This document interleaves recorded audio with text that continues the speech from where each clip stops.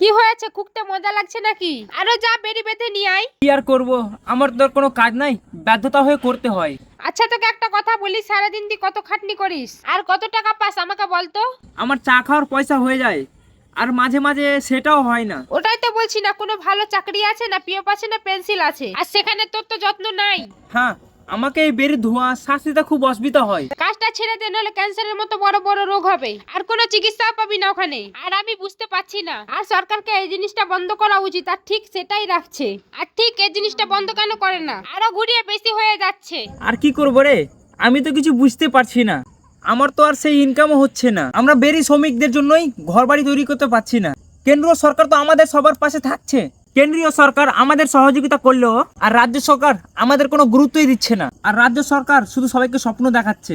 আর এইসব ছেড়ে দে, এত টেনশন করিস না আর। হ্যাঁ, এখন সবাইকে সাবধান হওয়া উচিত, আর সঠিক সরকার বেছে নেওয়া উচিত। হ্যাঁ, তাই পাল্টানো দরকার।